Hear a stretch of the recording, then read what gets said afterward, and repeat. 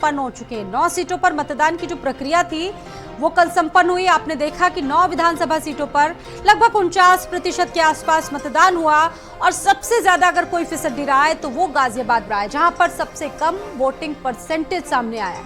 विधानसभा seat पर यहां पर मतदान हुआ और इस सीट पर महज 33% मतदान हुआ। अलीगढ़ की खैर विधानसभा में लगभग 46% के आसपास मतदान हुआ। कानपुर की हॉट सीट सीसामऊ में 49% के आसपास मतदान हुआ। वहीं मिर्जापुर की मझबा विधानसभा में 50% मतदान हुआ। अंबेडकर नगर की कटेहरी विधानसभा में 56% मतदान हुआ। तो मैनपुरी की करहल में 54% मतदान की जानकारी सामने आई। मीरापुर जो कि मुजफ्फरनगर में सीट है वहां पर 57% मतदान हुआ है। कुंदर की मुरादाबाद की कुंदर की विधानसभा सीट है, यहां पर भी ठीक ठाक जो मतदान प्रतिशत है वो देखने को मिल रहा है। और फूलपुर विधानसभा की अगर बात करें तो यहां पर भी बहुत ज्यादा नहीं परसेंटेज ऊपर बढ़ पाया, लेकिन सबसे अगर कम कहीं पे वोट पड़े हैं तो वो है यूपी का गाजियाबाद। और ऐसे में आप देखिए बड़ी खबर आपको बता रहे हैं, राम गोपाल यादव ने उपचुनाव रद्द करवाने की मांग कर दी है। दोबारा अर्धसैनिक बलों की निगरानी में चुनाव करवाया जाए, बड़ी जानकारी, बड़ी खबर आपको बता रहे हैं। सपा महासचिव राम गोपाल यादव ने एक्स पर पोस्ट लिखा है, उपचुनाव सपा और अधिकारियों के बीच में हो रहा है। हालांकि पहले ही समाजवादी पार्टी ने प्रशासनिक मशीनरी का दुरुपयोग करने का बड़ा आरोप लगाया था। मीरापुर, कुंदर की, सीसामऊ और इन तमाम सीटों को लेकर उन्होंने एक बार फिर से चुनाव करवाने की मांग कर डाली है और कहा कि ये लोकतंत्र के लिए खतरे की घंटी है। प्रशासन ने मर्यादाओं को ताक पर रख दिया, सीमाएं पार कर दी, बहुत गंभीर आरोप लगा दिए। मुस्लिम वोटर्स को बंदूक की नोक पर वोट डालने से रोका गया है। राम गोपाल यादव ने एक देखिए पोस्ट किया है और लंबा चौड़ा ये पोस्ट किया है। राम गोपाल यादव ने समाजवादी पार्टी से महासचिव है और एक्स पर पोस्ट करके बड़े हमले उन्होंने किए हैं। सरकार पर प्रशासनिक मशीनरी का दुरुपयोग करने का आरोप लगाया और कहा है कि जहां जहां पर भी उपचुनाव को प्रभावित करने की कोशिश की गई है वहां पर दोबारा बाय इलेक्शन करवाया जाए। एक बार फिर से तमाम बड़े अधिकारियों की मॉनिटरिंग में चुनाव करवाने की मांग की गई है राम गोपाल यादव, क्योंकि करहल में ही मौजूद थे जहां पर कल वोटिंग चल रही थी और वोटिंग में जिस तरीके से कई बार धांधली जैसी खबरें आई उस पर काफी तीखा तंज भी उन्होंने कसा और कहा कि ये सीधा सीधा चुनाव प्रशासनिक मशीनरी के दुरुपयोग का यहाँ पर मामला सामने आ रहा है। आपने सुने कई ऐसे मुद्दे जो समाजवादी पार्टी की तरफ से आरोप के तौर पर लगाए गए। फिलहाल जहां एक तरफ कई बयान सामने आए, समाजवादी पार्टी के सपा महासचिव ने राम गोपाल यादव ने ये पोस्ट किया है। उन्होंने इस पोस्ट में कई बातें लिखी है, वो पोस्ट आपको दिखा रहे हैं। तो समाजवादी पार्टी जैसा कि शुरुआत से ही आरोप लगाती आई है कि ये जो उपचुनाव है यहाँ पर मशीनरी का दुरुपयोग हो रहा है और ऐसे में एक चिट्ठी भी उन्होंने चुनाव आयोग को लिखी हुई थी।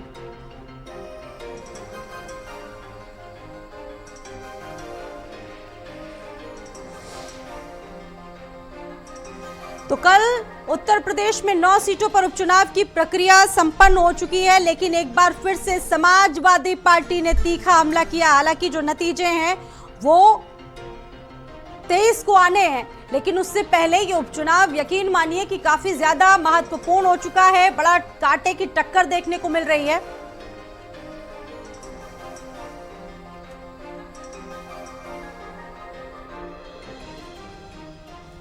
और इस पर हमारे साथ खास मेहमान जुड़ चुके हैं। आनंद दुबे जी हमारे साथ जुड़ चुके हैं बीजेपी से और साथ ही साथ नवेश शिको जी हमारे साथ वरिष्ठ पत्रकार के रूप में ज्वाइन कर चुके हैं। आप सभी का बहुत स्वागत है। चंचल कुमार यादव जी जुड़ चुके हैं समाजवादी पार्टी की तरफ से उनका पक्ष रखने के लिए। शुरुआत में चंचल यादव जी आपसे ही करूंगी इस डिबेट की।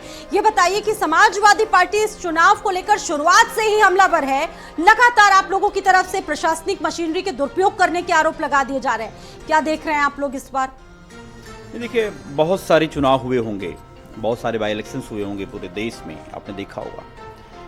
नावेद जी वरिष्ठ पत्रकार हैं और जितना नंगा नाच आप कह सकते हो और शासन प्रशासन के द्वारा खुलेआम गुंडागर्दी की गई और आपने देखा होगा जिस तरीके से लोकतंत्र की हत्या की गई। कहाँ पर चुनाव आयोग जहाँ पे पहले कभी लोगों को वोट डालने के लिए प्रमोट करता था, लोगों को मोटिवेट करता था, वहीं पर शासन प्रशासन के लोगों ने घरों से न निकलने के लिए जो है बंदूक की नोक पर जो है लोगों को धमका करके, डरा करके, आपने देखा हो कितनी सारी वीडियो आप सब लोगों ने चलाया। हाँ। तो आप बताओ ऐसे माहौल में आदरणीय राम गोपाल साहब जी ने जो कहा है, प्रोफेसर साहब ने जो कहा है, वो सही कहा है। आपकी पार्टी पर भी तो आरोप लगे हैं कि आप लोगों ने भी बाहरी लोगों से वोट डलवा दिए, कानपुर से और कई जगहों से ऐसी खबरें निकलकर सामने आई, वो भी चली थी। नहीं देखिए मैडम, आपको तो अगर ऐसा हुआ है तो माननीय चुनाव आयोग करे, देखे, निष्पक्ष जांच करे। और आपने देखा होगा जिस तरीके से 7-8 पुलिस वालों का सस्पेंशन भी हुआ है, उनको हटाया भी गया है, ये इससे साबित हो रहा है कि शासन प्रशासन की खुली मिली भगत थी। और मिली भगत के ही आधार पर आपने सीसामऊ हो, चाहे कुंदरकी हो, मीरापुर हो, ये सब सीटों पे जिस तरीके से बीजेपी ने बड़े पैमाने पे बेईमानी करने का काम किया है, ये निश्चित तौर से आपने दिखाया भी है और सब चैनल ने दिखाया है। लेकिन आज अभी आपने दोबारा सीटों पर उपचुनाव करवाने की मांग कर रहे हैं, आपको लगता है ये पॉसिबल होगा? मांग तो चुनाव आयोग से आपने एक दिन पहले भी की थी, बुरके वाली चीज को लेकर बड़ा घमासान मचा था, ये एक दूसरी मांगों पर मांग, आपको लगता है पॉसिबल होगा ये एक बार फिर से? कई सारे पेपर में फ्रंट पेज पे छपा हुआ है कि किस तरीके से पुलिस जो है बुरका उखाड़, मतलब उनका देख रहे हैं निकाल करके। आप सोचिए क्या जायज है ये? क्या पुलिस को राइट है ये आप बताओ। कितनी शर्मसार करने वाला भी हिंदुस्तान में पढ़ के आ रहा हूँ, हिंदुस्तान पेपर में देखा फ्रंट पेज पे ये कितना दुखद है, आप इमेजिन कर सकते हो। और आपने देखा होगा जिस तरीके से करहल वाली घटना को किस तरीके से बीजेपी के लोगों ने झूठ बोलने का काम किया। और आज आपने देखा होगा कि एफआईआर में दर्ज हुआ है, कहीं पे कोई जिक्र नहीं है, रेप की बात हो रही है। जो बीजेपी के लोगों को इनके ऊपर आरोप लगने चाहिए तो उल्टे सभा के ऊपर लगाते हैं लोग। तो इनका झूठ बोलने का, झांसेबाजी का, जुमलेबाजी का बस इनका काम है एक। आप मुझे बताओ कि उस लड़की के साथ जो घटना घटी उसके ऊपर मुख्यमंत्री जीरो टॉलरेंस की बात करते हैं और सरेआम घटनाएं घट रही हैं। कोई ऐसा जिला नहीं है जहां पर आए दिन बलात्कार, रेप ना हो रहे हो। कोई ऐसा आप मुझे बता दो कि जहां पक्षपातपूर्ण काम ना हो रहे हो। मुख्यमंत्री जी का मैं भी बयान देख रहा था आज पेपर में, हिंदुस्तान में छपा था कि वो क्या नाम है, सुग्रीव के कोई मंदिर पे बोल रहे थे कल कि जो है कि 500 साल पहले अगर हम एक रहे होते तो आज जो है हमको गुलाम नहीं होना पड़ता। आप बताओ कौन लोगों ने एक नहीं होने दिया? आप बताओ मनुस्मृति को मानने वाले कौन लोग हैं? मनुस्मृति में क्या कहा जाता था? आप बताओ कि भाई दलित को, पिछड़ा को सामने चलने का अधिकार नहीं था, बैठने का अधिकार नहीं था। शोषण था किस लेवल पे? कौन लोग बांट रखे थे? आज बांटने वाले कहते हैं कि जो बटेंगे तो कटेंगे। शर्म ही नहीं आती इन लोगों को। आपने भी तो आप मुझे बताइए ना, वो अगर बांटने और काटने की बात कर रहे हैं, जरा ये बताइए, आप भी तो पीछे नहीं है, आप भी तो पीछे नहीं है, आप भी तो समाज को जातियों में विभक्त करने की बात कर रहे हैं ना। हम लोग जोड़ने की बात कर रहे हैं। जोड़ता दिख रहा है? अरे मैडम, लोग जोड़ने की बात कर रहे हैं। आपके पास अच्छा मुझे एक बात बता दीजिए, पहले जो सवाल पूछा सर उस पर पहले उपचुनाव पर बात करेंगे। पहले जो आपकी तरफ से आरोप लगाए हैं वहां पर जरा क्लियर करने दीजिए सर कि ये जो आरोप आप लोगों ने लगाए, बड़े एलिगेशन लगे हैं।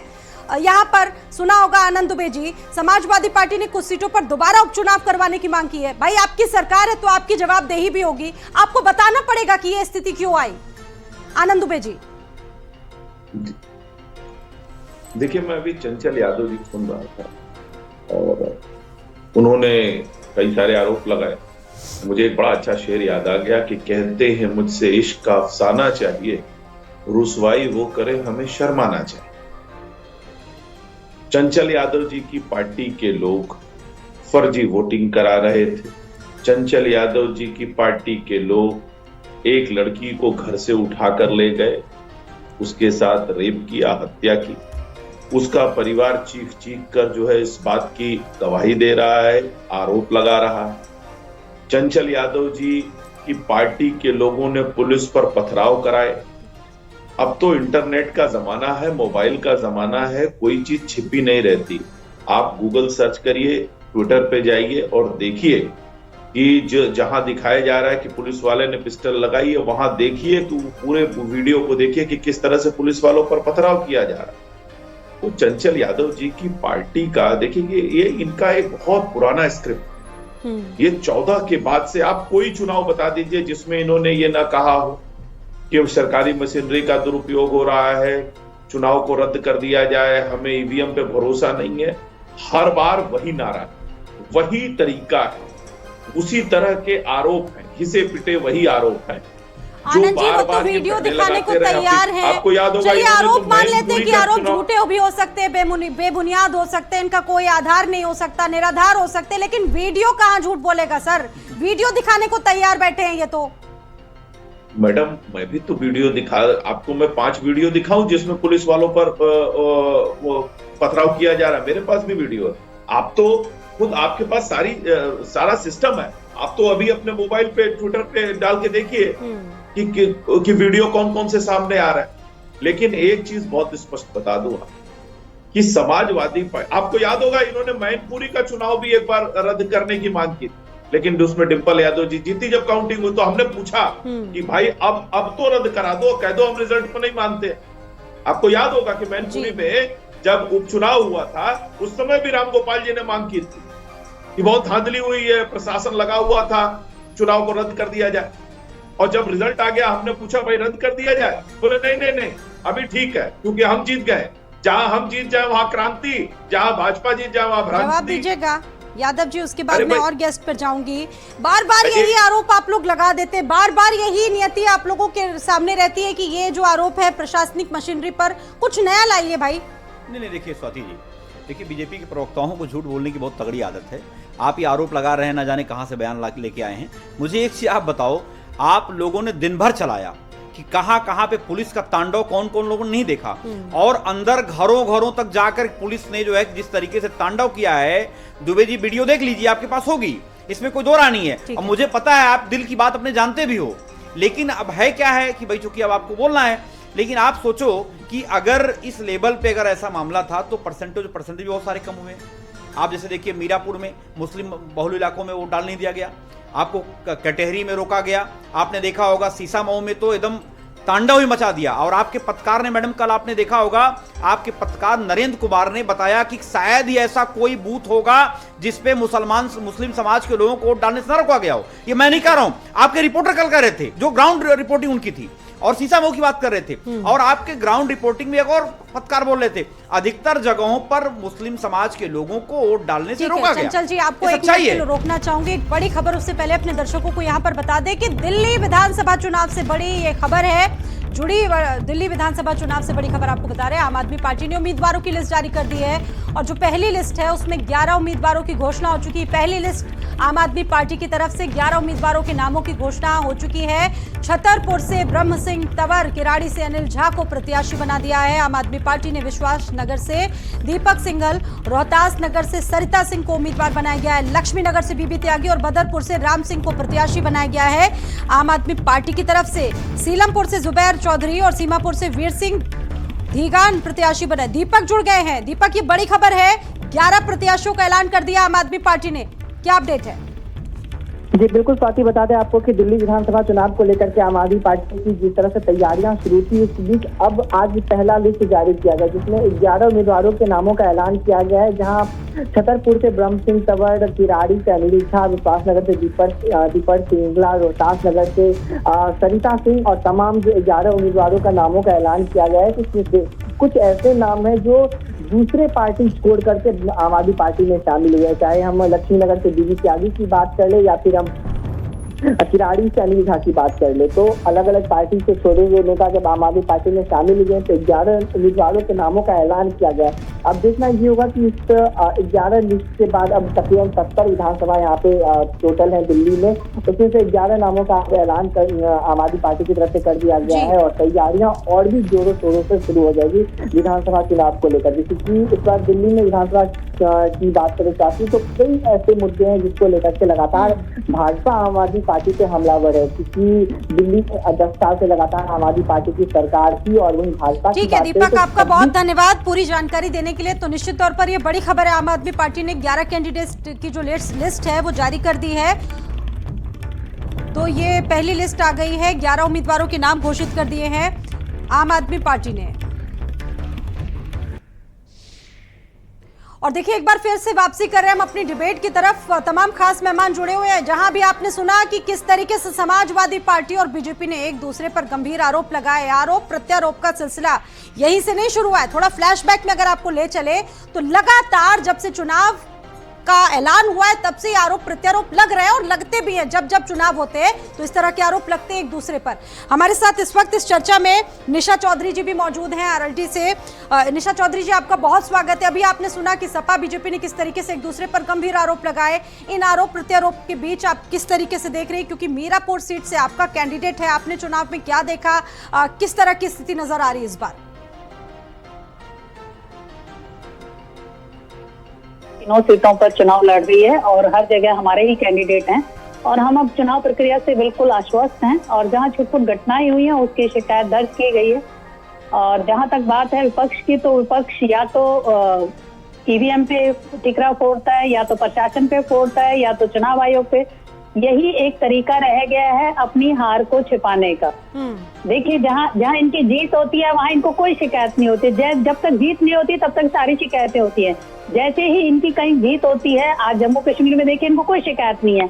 जहाँ भी आप देखेंगे विपक्ष की, जहाँ इनकी जीत हो गई तो इसका मतलब निर्वाचन आयोग भी सही था, प्रशासन भी सही था, चुनाव प्रक्रिया भी सही थी, ईवीएम भी बिल्कुल फिट थे। लेकिन जहाँ इनकी हार होती है, जब चुनाव हुए उसके ठीक एक दिन पहले समाजवादी पार्टी ने एक मांग की कि आप बुर्का हटाकर चेक न करें। बीजेपी ने उसका विरोध किया और कहा कि ये कानून जिस तरीके से जो पहले से चीजें चल रही हैं उसमें बदलाव न किया जाए। समाजवादी पार्टी की तमाम मांगे थी। आज भी जिस तरह से आरोप लगाए हैं समाजवादी पार्टी ने उपचुनाव करवाया जाए, उस पर क्या कहेंगी आप? स्वाति जी, एक चीज बताइए, एक शुरू का आपका सवाल थोड़ा सा रह गया। मुझे एक चीज बताइए, बार बार चुनाव कराना ये कोई खेल है क्या? जनता का पैसा है और लोकतंत्र में जनता के पैसे का प्रयोग सदुपयोग की तरह होना चाहिए। एक बार इन्होंने कह दिया तो चुनाव हो गए जी, ऐसा नहीं होता है। और इसका मेरे ख्याल से निर्णय तो सबसे बड़ी बात है निर्वाचन आयोग लेता है कि कहाँ पर उनको चुनाव दोबारा से कराने हैं, नहीं कराने हैं। मुझे नहीं लगता दोबारा चुनाव कराने की कोई जरूरत है। आज की जनता बहुत समझदार है, आज का वोटर बहुत समझदार है और बहुत सोच समझ के वोट करता है और हम उससे बिल्कुल संतुष्ट हैं और आश्वस्त हैं अपनी जीत के लिए। तो एनडीए अपनी सभी सीटों पर अच्छी जीत दर्ज करेगी। बिल्कुल। और नवेश शिको जी, जो कि बहुत देर से हमारे साथ डिबेट में मौजूद है, इंतजार कर रहे हैं अपनी बारी का। नवेश शिको जी, आपका बहुत बहुत स्वागत है। आपने देखा कि इस चुनाव में बड़े आरोप लगे और बड़े बड़े आरोप लगे। ध्रुवीकरण वाले मुद्दों की सबसे ज्यादा चर्चा रही और बयान भी उसको लेकर सबसे ज्यादा दिए गए बीजेपी की तरफ से।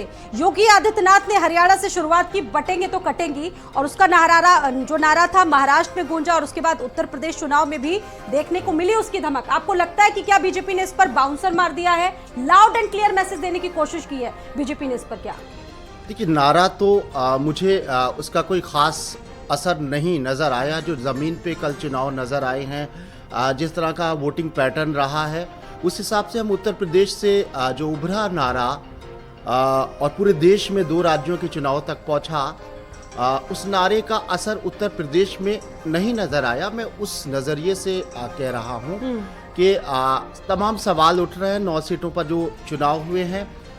उसमें एक सीट ऐसी है जहां पर कोई सवाल नहीं उठ रहा है और बहुत शांतिपूर्वक तरीके से, मैं गाजियाबाद की सीट की बात कर रहा हूं, सबसे कम और वोटिंग भी वहां वहीं पर हुई है। जो भारतीय जनता पार्टी का गढ़ है, जहां सबसे ज्यादा भाजपा को वोट मिलता है, जहां किसी वोटर को रोका भी नहीं गया, जहां कोई शिकायत नहीं, वो उत्तर प्रदेश का वो जो एक केंद्र है जहां से एक आक्रामक बयान, आक्रामक राजनीति और बड़ी भावुक कर देने वाली, बड़ी जज्बाती एक नारा निकलता है जिसे उत्तर प्रदेश से और झारखंड और मध्य प्रदेश में जाता है। उस यूपी में भारतीय जनता पार्टी के विधानसभा सीट पर इतना कम, सबसे कम वोट पड़ा, उससे ये कहा जा सकता है कि इस नारे ने वोटर्स के अंदर भावनाएं पैदा उतनी नहीं की जितनी हम लोग उम्मीद कर रहे थे।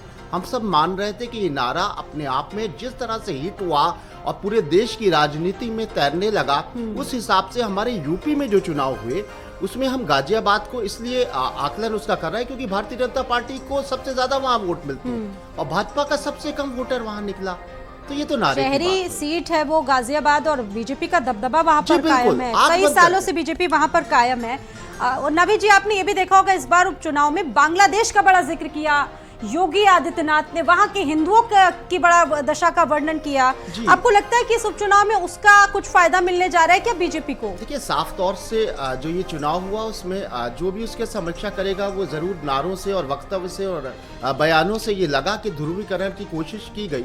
मैं किसी एक पार्टी को नहीं कह रहा हूँ, लेकिन सारे दलों की तरफ से जो एक बयान आए, खासतौर से हम भाजपा को कोट करेंगे क्योंकि भाजपा का सबसे ज्यादा जो है नारा थोड़ा सा भावुक करने वाला था, जज्बात पैदा करने वाले था, धर्म से जुड़ा हुआ कहीं ना कहीं से था। आप उसको एक्सप्लेन किसी भी तौर पे कर लो कि एकता का था, लेकिन जहां पर कटने की बात थी और हमारे भाजपा के कई मित्रों ने उसको एक्सप्लेन भी किया कि हम इतिहास में जाएंगे, 100 साल पुराने इतिहास, 200 साल पुराने इतिहास में तो एक मेजॉरिटी को यहाँ काटा गया था। इस तरह के बाकायदा बयान खुल के आए, उसके बाद भी वोटर उस तरीके से उसका असर नहीं दिखाई दिया। मैं ये नहीं कह रहा हूँ भारतीय जनता पार्टी ने हो सकता है अच्छा प्रदर्शन किया, वो नतीजे बता दिए जाएंगे। एग्जिट पोल में भी यही बताया जा रहा है कि भाजपा अच्छा कर रही है, लेकिन जमीन पर वोटिंग का जो पैटर्न है वो नजर नहीं आया। मुख्य बात जिस पर आप चर्चा कर रही हैं, मैं उस बात पर आता हूं कि देखिए, कोई भी चुनाव होता है उसके ऊपर सवाल उठाए जाते हैं, बेईमानी की बात की जाती है, खासतौर से विपक्ष उठाता है। और जब भाजपा का दौर जब आया, भाजपा का शरण काल जब से आया है, तब से विपक्ष इस मुद्दे को कुछ ज्यादा ही उठाता है। कोई भी चुनाव होता है कहते हैं बेईमानी हुई और प्रशासन का। मैं बस ठीक है, मैं आप अपनी बात पहले कंप्लीट कीजिए, उसके बाद मैं एक सवाल जो है वो यही से निकल कर आया। एक नारा जो बीजेपी शुरुआत में दिया करती थी कि सबका साथ सबका विकास, आनंद दुबे जी, ये बताइए मुझे कि क्या इस नारे को आपने रिप्लेस कर दिया इस नारे के साथ बटेंगे तो कटेंगे के साथ? क्योंकि ये नारा सबसे ज्यादा गूंजा है, जहां चाह पर भी चुनावी रैलियां योगी आदित्यनाथ जी ने की है, सबसे ज्यादा यही बयान दिया उन्होंने। क्या कहें जी? देखिए, ये बड़ा दोनों नारा आपस में जुड़े हुए। सबका साथ सबका विकास तभी हो सकता है जब हम बटेंगे नहीं और कटेंगे नहीं। आप ये समझिए बात, जब समाज को तोड़ने वाली ताकतें हमें बांट देंगी तो हमारे हिस्से का विकास जो है, उसकी मलाई जो है वो काट लेंगी। तो सबका साथ सबका विकास सबका विश्वास के लिए जरूरी है कि हम बटे नहीं, और अगर बटेंगे तो कटेंगे। बड़ी स्पष्ट सी बात। अब हम पर आरोप है कि हम ध्रुवीकरण की राजनीति करते हैं। ये बताइए, आप 24 के चुनाव को उठा लीजिए, सनातन मक्खी है, मच्छर है, ये बयान किसको खुश करने के लिए दिए जा रहे थे? रामचरितमानस को, गोस्वामी तुलसीदास जी को अपमान भरे शब्द किसके खुश करने के लिए दिए जा रहे थे? इसके अलावा लगातार सनातन विरोधी नारे किसको खुश करने के लिए दिए जा रहे थे? और वो छोड़िए, भगवा आतंकवाद, हिंदू आतंकवाद की थ्योरी जो कांग्रेस ने गढ़ी, उसको तो सुशील शिंदे ने स्वीकार कर लिया है ना कि कांग्रेस पार्टी ने जानबूझ के ये कराए। मैं चाहता नहीं था लेकिन फिर भी मुझे करना पड़ा। ये सुशील शिंदे जी ने एक्सेप्ट किया है। और छोड़िए, अभी रिसेंटली देखिए झारखंड में, महाराष्ट्र में किस तरह से मुस्लिम मौलानाओं से फतवे जारी कराए गए वोट डालने के लिए। खुलेआम प्रेस कॉन्फ्रेंस करके वोट जिहाद की अपील की गई महाराष्ट्र में, जमात के लोगों ने की। और छोड़िए, पश्चिम बंगाल में देखिए, जब चुनाव हो रहे थे, ममता बनर्जी ने मंच पे कहा, ज्यादा लंबा मत जाइए दुबे जी, क्योंकि वक्त कम है, सबकी बात आए वो बहुत जरूरी और सभी से दरख्वास्त रहेगी। जी जी जी, थोड़ा समय दीजिए, थोड़ा समय दीजिए। जब आरोप लगे हैं तो जवाब देना पड़ेगा। तो कहने का मतलब है कि वोट जिहाद की अपील करना, ये जो है धर्मनिरपेक्षता है। सनातन को गाली देना, वोट जिहाद बुर्के वाले मसले पर आप कह रहे हैं क्या? नहीं मैडम, उत्तर प्रदेश में वोट जिहाद की अपील नहीं हुई थी क्या? सलमान खुर्शीद के परिवार ने की थी। अभी वोट जिहाद के लिए महाराष्ट्र में अपील हुई।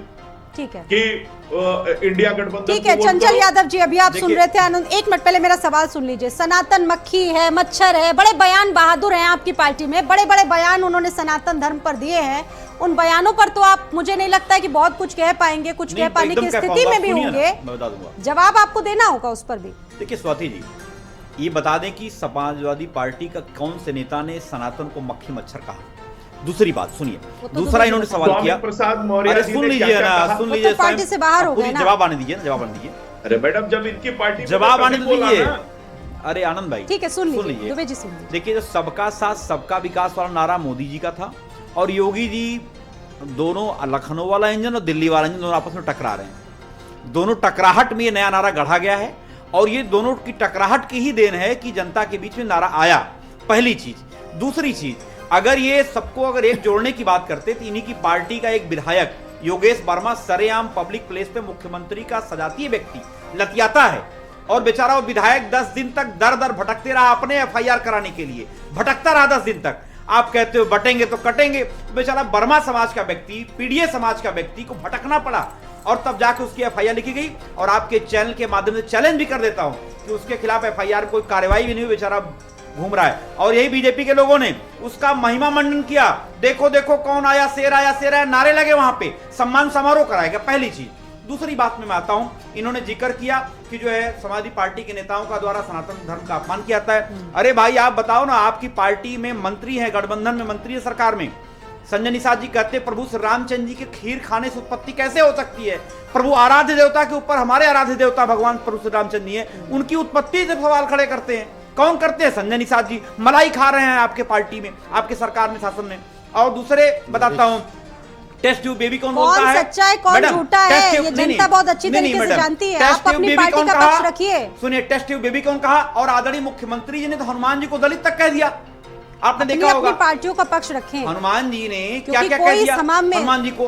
तो मैं ये कहना चाहता हूं कि बीजेपी में लोग, वो लोग भी हैं जो विस्की में विष्णु बसे, रम में बसे राम, जिनमें माता जानकी, ठर्रे में हनुमान सिया बलराम चंद्र की जय बोलते थे, आज वो आपकी पार्टी में है। तो आप ये कहने के लिए मत कहो। आज बीजेपी का चाल चरित्र चेहरा जनता के सामने आ चुका है। मैं सवाल पूछूंगी कि उस उपचुनाव में, इन चुनावों में मुद्दों की कोई बात नहीं करता, कोई भी पार्टी मुद्दों की बात नहीं करती है, सिर्फ इन्हीं स्लोगन्स पर लोगों से वोट मांगे जाते हैं, इन नारों से वोट मांगे जाते हैं। सहमत हैं आप इस बात से?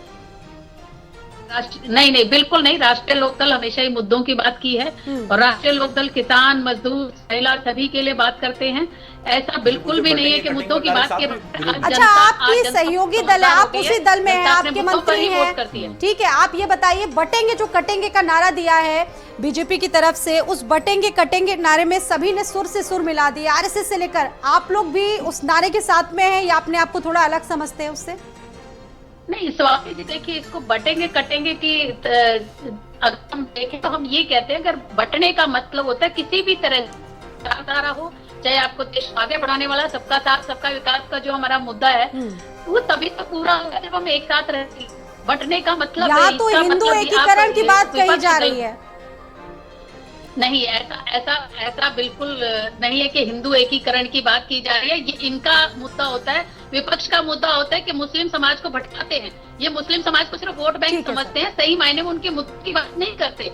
अगर आप बताइए, कहीं पर भी जो योजनाएं आती हैं, चाहे वो केंद्र की योजना है चाहे वो राज्य की योजना है, क्या आपको लगता है कि वहाँ पर इस तरीके का वर्गीकरण होता है कि जाति धर्म देख करके उनको कोई भी सुविधा दी जाती है, कोई भी योजना का लाभ उनको दिया जाता है? कौन सा गांव है, कौन सी ऐसी योजना है? इस चुनाव में बहुत सारे मुद्दे जिन पर बातचीत की गई, मुस्लिम हिंदुओं की एकता की बात कही, मुस्लिम एकीकरण की बात कही गई, हिंदुओं की बात की गई। मुस्लिम एकता ठीक है, तो हिंदू एकता कहाँ से गलत हो गई?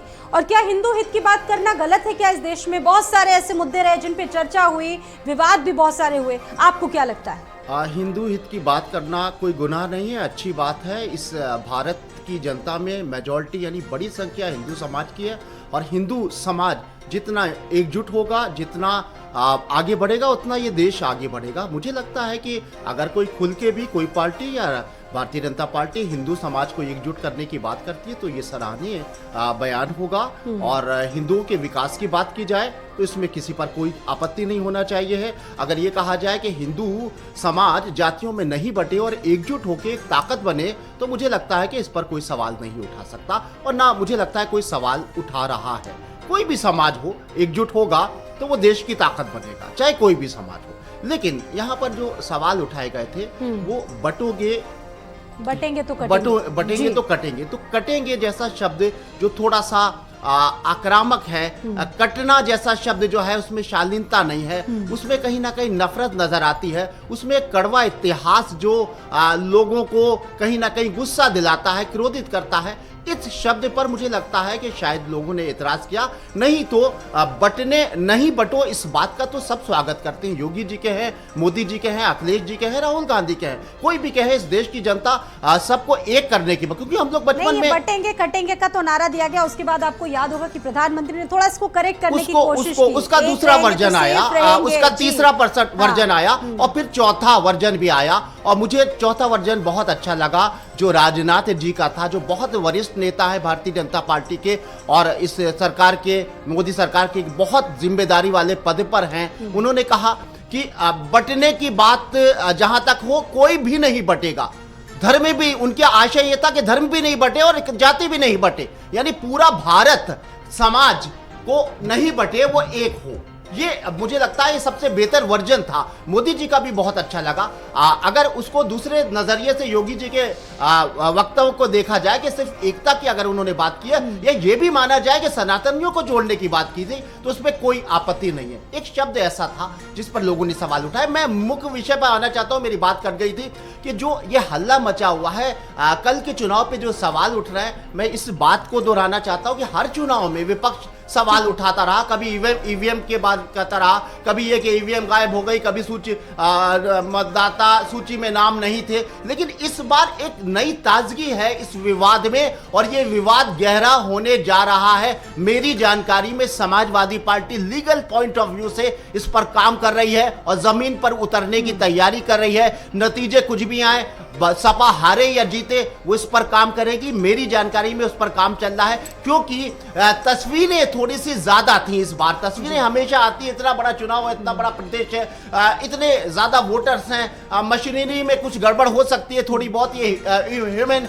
एरर है। लेकिन कल की तस्वीरें जो है वो एक नई परेशानी पैदा कर रही थी, जो बता रही थी कि वोटर्स को बाकायदा रोका गया और पुलिस, मैं बस 5 सेकंड कह दूं, पुलिस बल द्वारा रोका गया। और सबसे महत्वपूर्ण बात है जिससे विपक्ष के हौसले बुलंद हो गए, अखिलेश यादव वोटिंग से पहले चिट्ठी जारी करते हैं नकाब की और उस पर आयोग उनके पक्ष में एक लेटर जारी कर देता है। अखिलेश यादव आक्रामक होके जिस तरह सवाल उठाते हैं उत्तर प्रदेश की पुलिस पर, तो आयोग तुरंत के तुरंत पुलिस के खिलाफ कार्रवाई करके जस्टिफाई कर देता है कि बेईमानी हुई थी, पुलिस ने निष्पक्षता की थी। ये हौसले बढ़ा रहा है विपक्ष के। ये जो आरोप लगा रहे हैं नवेश शिको जी, जो बात कह रहे हैं, मतलब ये विपक्ष की जो आरोप लग रहे हैं, पुलिस को खास इंस्ट्रक्शन दिए गए थे कि वो इस तरह से नहीं कर सकता, लेकिन उसके बाद भी पुलिस ने ये किया। आयोग ने उसको स्वीकार कर लिया। आयोग ने स्वीकार कर लिया कि वो आरोप सही है। हाँ, वो सही है। थोड़ा लीगल, तो आपको लगता है कि पुलिस ने यहाँ पर भेदभाव किया, निष्पक्षता यहाँ पर की गई?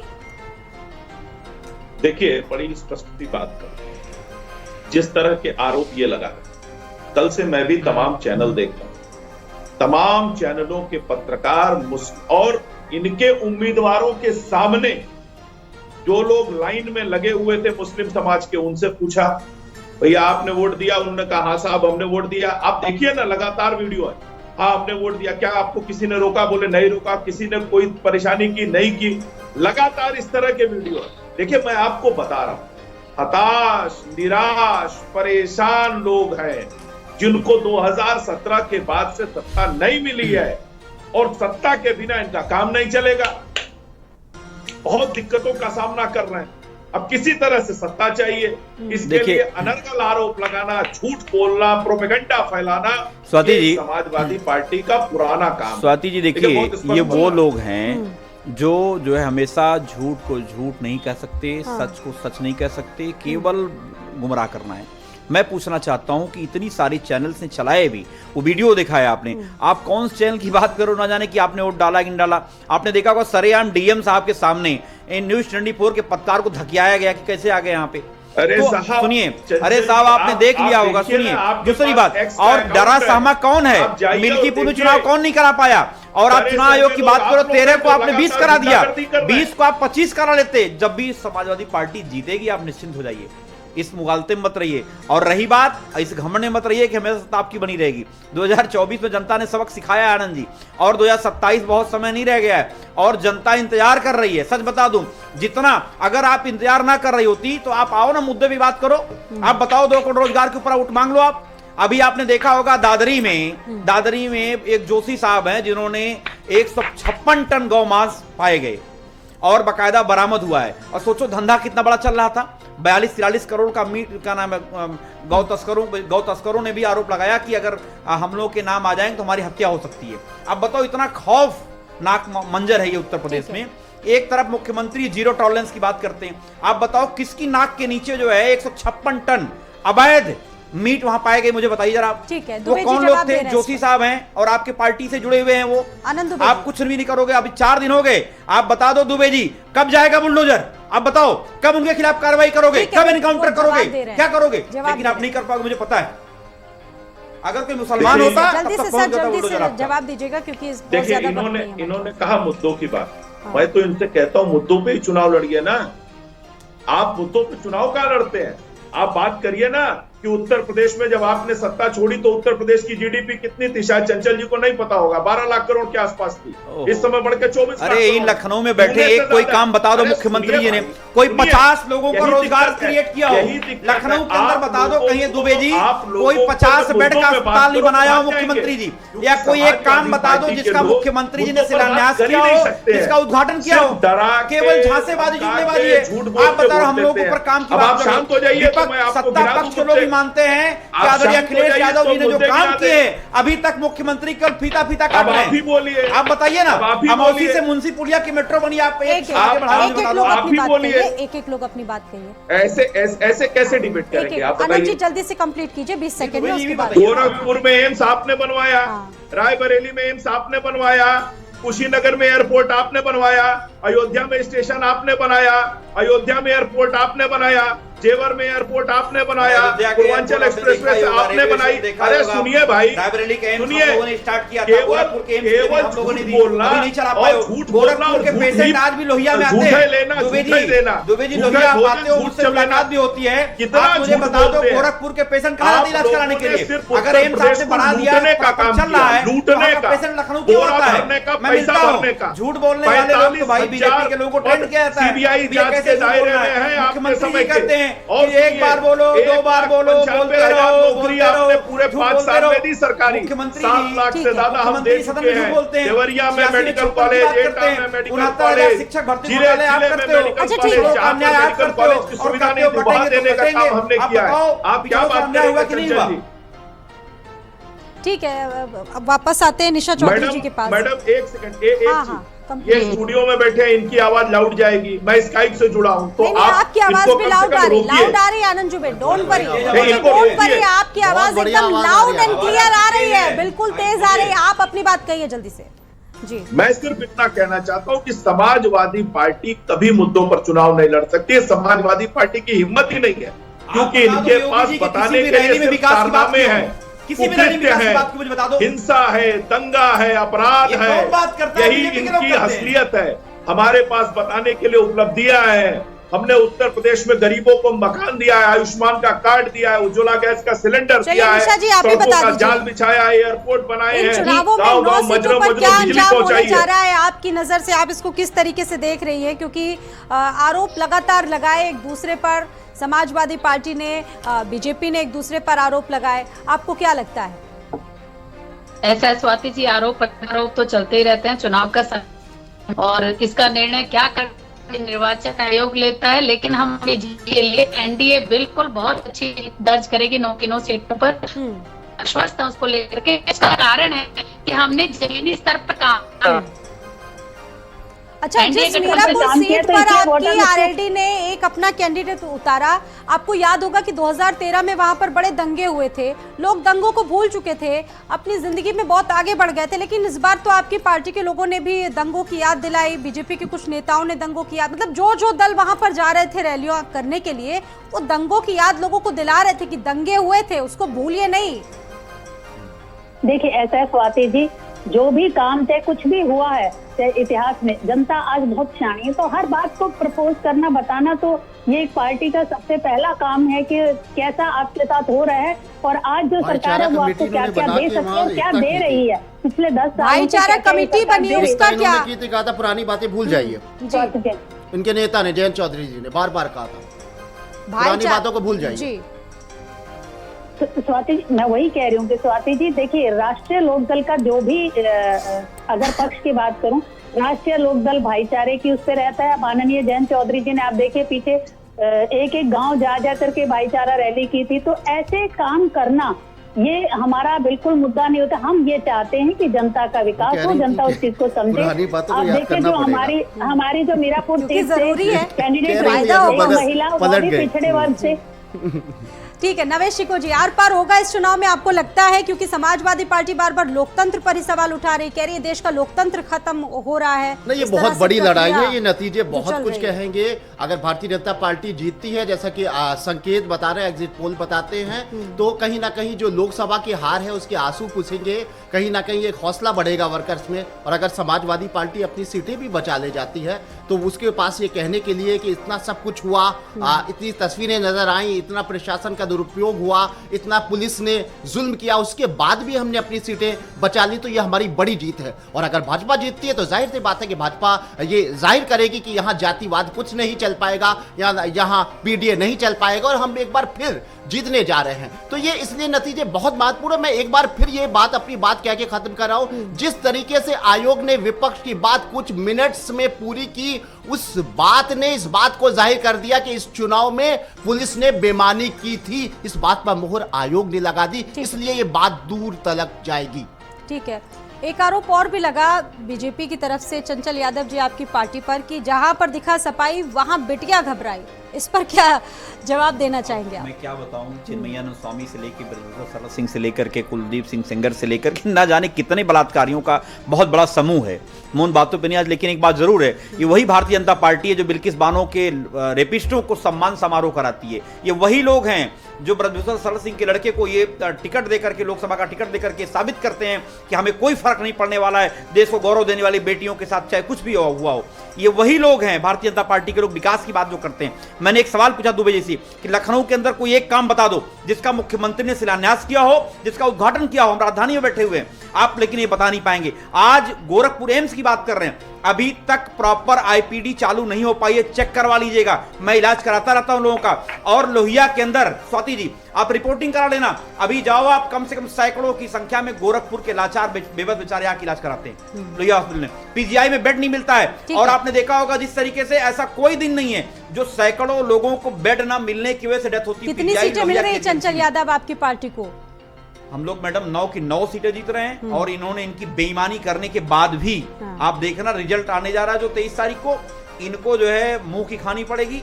इन्होंने सारे हथकंडे अपना लिए, शासन प्रशासन सारी चीजों का दुरुपयोग कर लिया, लेकिन फिर भी 9 की 9 सीटें जीतने जा रहे हैं। और जो जिन सीटों पे इन्होंने बेईमानी करी है, निश्चित तौर से अगर चुनाव आयोग निष्पक्ष है तो उसको कम से कम जो सीटों पे जो माननीय प्रोफेसर साहब ने जो आरोप लगाए हैं उन सीटों को कैंसिल कर फिर चुनाव अब इनको शांत करा लीजिए। हाँ, वो शांत हो गए जी। दोनों लोग तो बोलेंगे नहीं। देखिए इसी तरह ये हरियाणा भी जीत रहे थे, हरियाणा भी जीत रहे थे, इसी तरह जीत रहे थे। अभी आप महाराष्ट्र और झारखंड के रिजल्ट आएंगे, वहां भी देखिएगा।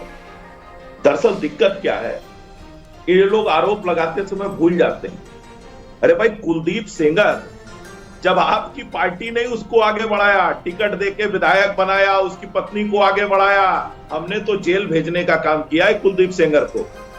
गुंडा माफिया, एक गली के गुंडे को बड़ा माफिया सांसद बनाना, ये आपकी पार्टी का काम रहा है। गायत्री प्रजापति जैसा आदमी जिसने माँ बेटी के साथ बलात्कार किया हो और मुलायम सिंह के बगल में घूमा करता था, अखिलेश यादव के बगल में घूमा करता था, नारा किसका था, लड़के गलती हो जाती है।